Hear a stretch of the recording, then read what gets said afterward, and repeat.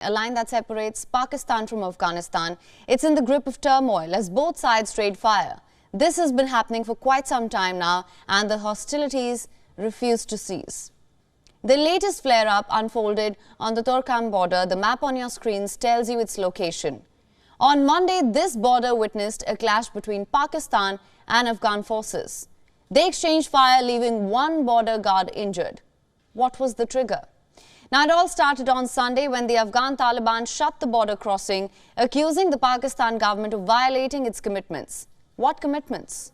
Reports say Islamabad had promised the Afghan government that it will allow patients to cross the border, but Islamabad announced a ban on the travel of Afghan patients seeking treatment. This irked the Taliban and led to the firing. I'm repeating here, these are all claims made by the Pakistani media. The bigger picture is still unclear. But the immediate picture certainly is all's not well between the Taliban and Pakistan. The two have been clashing for quite some time now. In November last year, they clashed at the Chamanspil port, another major border crossing between Afghanistan and Pakistan. It was shut for trade and transit. The clash unfolded on the 13th of November. It started after an unidentified Afghan man killed a guard posted on the border. This led to both sides opening fire at each other. There's no word on how many people died here. Then, in December, an attack along the Afghan-Pakistan border killed over 6 Pakistani civilians and injured at least 17 others. Who was behind this attack? Pakistan says it was the Taliban. Islamabad also said that this attack was unwarranted.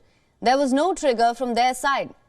It was the Taliban which launched indiscriminate firing and unleashed a spree of unprovoked bombing. The TTP is attacking Pakistani civilians, and on the border, the Taliban is attacking Pakistani soldiers. How do we perceive this? Is Pakistan fighting a war on two fronts? It certainly is. Islamabad itself suspects an alignment of interests, that the Afghan Taliban is colluding with its homegrown TTP to keep the country unstable, and the condition Pakistan is in, it cannot deal with more instability. The economy is in a mess, the currency is in free fall, the national debt is mounting, foreign reserves are depleting, and fuel prices are at an all-time high. At times like this, Pakistan has been forced to deal with border clashes and domestic terror. This is the worst nightmare the country could have imagined. A nightmare that's forcing Pakistan's hawks to speak like doves. Look at this headline. The former Director General of Pakistan's ISPR says that dialogue with India is the need of the hour. He made these remarks during a panel discussion at the Karachi Literature Festival.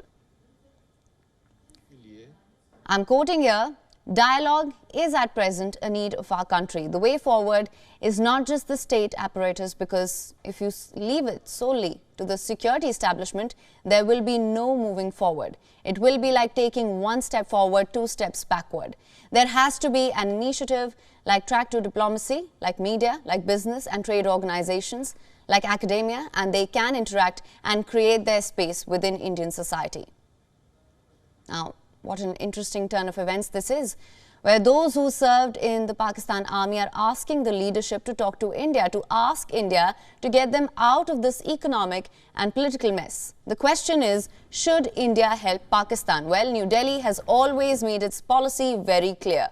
For any talks to happen, terror must end, and the two can't go hand in hand. And even if India does help Pakistan, there's no guarantee if the help will reach those in need.